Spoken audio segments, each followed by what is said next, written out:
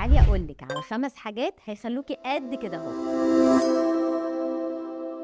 اول حاجه الحلاوه الطحينيه، دي مكون سحري بتديكي سعرات حراريه كتير، خصوصا لو في سندوتشات هتاكلي منها كويس وهتديكي سعرات تغطي مجهودك العالي وفي نفس الوقت تتخنك.